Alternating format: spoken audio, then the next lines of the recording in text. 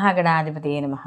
సదాశివసమారంభాం శంకరాచార్యమధ్యమాం అస్మదాచార్యపర్యంతాం వందే గురుపరంపరాం.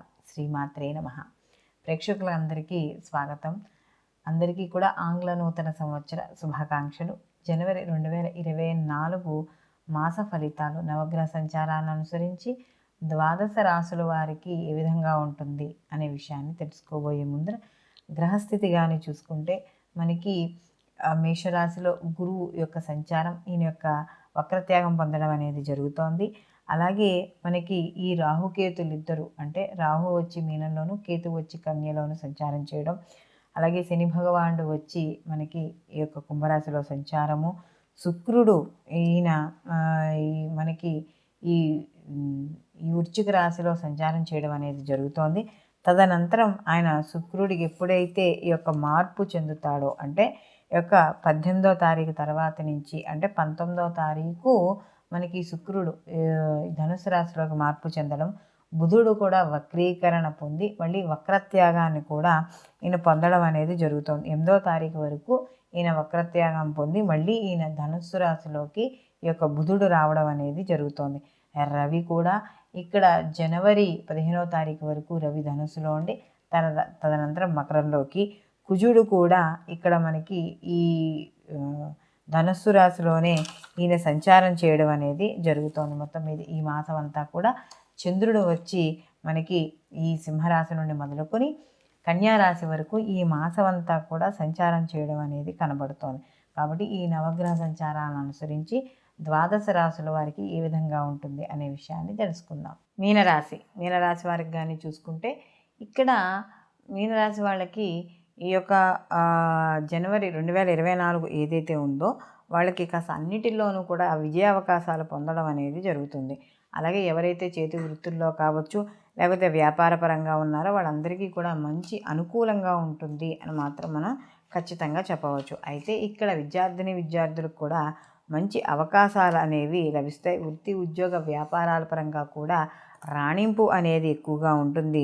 అలాగే వీళ్ళ యొక్క బంధువులు మిత్రుల యొక్క సహాయ సహకారాలతో పాటు ఈ యొక్క సోదర వర్గంలో ఎవరైతే ఉన్నారో వాళ్ళ యొక్క సహాయ సహకారాలు కూడా పూర్తి స్థాయిలో ఉంటుంది. అలాగే గత కొంతకాలంగా ఎవరైతే రుణాలు బాకీ వాళ్ళకి రావడం లేదో, అంటే అప్పులు ఇచ్చిన వాళ్ళు ఇవ్వడం లేదో, ఆ రుణాలు వాళ్ళకి రావడం, అలాగే రుణాలు అంటే అప్పులు తీర్చాలనుకుంటున్న వాళ్ళకి అప్పులు తీరడం, ఇవన్నీ కూడా ఉంటాయి. అలాగే ముఖ్యంగా ఇక్కడ ఎవరైతే ఐటీ రంగంలోనో లేకపోతే మార్కెటింగ్ సైడ్ ఎవరైతే ఉన్నారో వాళ్ళందరికీ కూడా వ్యాపారాలు వాటికి సంబంధించినవి కలిసి రావడం అనేది జరుగుతుంది.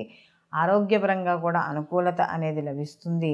అలాగే మిత్రుల్ని బంధువుల్ని కలుసుకుంటారు, వారి యొక్క సహాయ సహకారాలు పొందుతారు. అలాగే శుభకార్యక్రమాల్లో పాల్గొనడం అనేది కూడా జరుగుతుంది. సంతానపరంగా అనుకూలత, వాళ్ళ వృత్తి ఉద్యోగ వ్యాపారాల్లో కూడా అనుకూలత అనేది లభిస్తుంది. అలాగే వ్యాపారాలు కూడా వీళ్ళు ఏదైతే అనుకుంటున్నారో దాని పరంగా ఈ యొక్క లాభాలు పొందడం అనేది జరుగుతుంది. అలాగే ఇంటికి సంబంధించి భూగృహ వాహన విషయాల్లో వాటిల్లో కూడా వీళ్ళకి కాస్త అనుకూలంగా ఉంటుంది. అయితే మధ్యలో ఈ వాహనానికి సంబంధించిన ఇబ్బందులు కాస్త చికాకు పెట్టినా కూడా మొత్తం మీద కొంతవరకు అనుకూలత పొందడం అనేది జరుగుతుంది. విద్యార్థులు అనుకూలంగా ఉంటుంది. భార్యాభర్తల విషయాల్లో వాటిల్లో చిన్న మనస్పర్ధలు, లేకపోతే ఏం చెప్పొచ్చులే అని ప్రతి విషయాన్ని చిన్నగా తీసుకోవడం వల్ల అవి కొద్దిగా రాద్ధాంతమయ్యే అవకాశం ఉంది. కాబట్టి అలాగే భాగస్వామి వ్యాపారంలో కూడా చిన్న హెచ్చుతగ్గులు అనేవి కనపడతాయి. కాబట్టి అలాంటి విషయాల్లో కూడా కొద్దిగా జాగ్రత్త వహించాలి. సమాజపరంగా ఏవైతే కీర్తి గౌరవాలు ఉన్నాయో వాటి పరంగా చూసుకుంటున్నప్పుడు కాస్త ఆధ్యాత్మికపరమైన ధోరణిలో వెళ్ళే వాళ్ళకి మాత్రం ఎటువంటి ఇబ్బంది ఉండదు.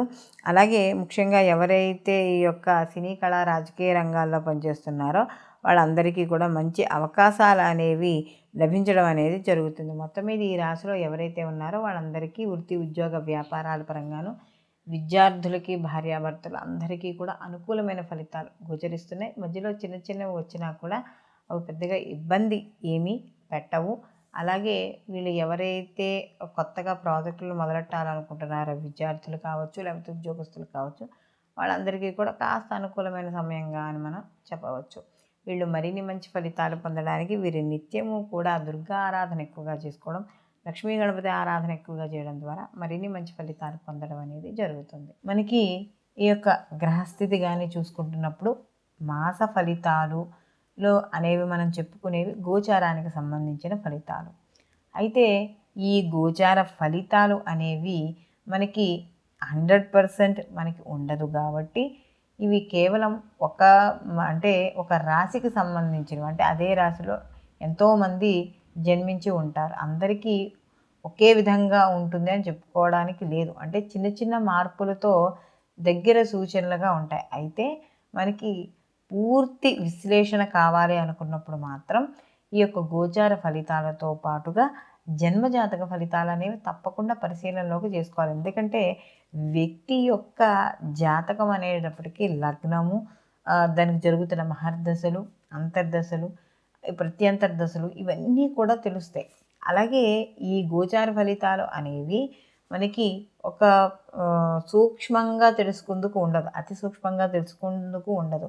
అదే జన్మరాశి ఫలితాలు అనుకున్నప్పుడు మాత్రం అతి సూక్ష్మంగా తెలుసుకోవడానికి వ్యక్తి యొక్క జాతకం కాబట్టి యాజ్ ఇట్ ఈజ్ ఏం జరుగుతుంది అని తెలుసుకోవడానికి మనం ప్రయత్నించవచ్చు. అలాగే ఈ జాతకాలు అనేవి దేనికి అని అన్నప్పుడు కేవలం మనకి వచ్చే ఏమైనా ఉపద్రవాలు ఉన్నాయా, తెలిసి తెలియకుండా, అంటే మనకి ఏమైనా జరగబోయే చెడు కావచ్చు, మంచి కావచ్చు. ఒకవేళ మంచి టైం ఉన్నా కూడా ఈ సమయం నుంచి ఈ సమయం బాగుంటుంది కాబట్టి ఎటువంటి మన కార్యక్రమాలు చేపట్టడం వల్ల జీవితంలో ఉద్ధతి పొందుతాము, ఇటువంటి కార్యక్రమాలు చేయకుండా ఉండడం వల్ల మనం దిగజారిపోకుండా మన యొక్క ఆర్థిక పరిస్థితి కానీ అవన్నీ కూడా ఏమి తగ్గించుకోకుండా, అంటే అవి నష్టపోకుండా ఉంటాము. ఆరోగ్య విషయాలు ఎలా ఉంటాయి, ఇలాంటి విషయాలన్నీ కూడా మనం గోచార ఫలితాల్లో చూసుకుంటూ అటు జన్మజాతక ఫలితాలను కూడా రెండు బ్యాలెన్స్ చేసుకోవడం వల్ల మనకి 100% రిజల్ట్ రావడం అనేది జరుగుతుంది. కాబట్టి ఇక్కడ ఈ గోచార ఫలితాలతో పాటు జన్మజాతక ఫలితాలు కూడా తప్పకుండా పరిశీలనలోకి తీసుకోవాలి. సర్వే జనా సుఖినో భవంతు, లోకా సంస్థ సుఖినో భవంతు.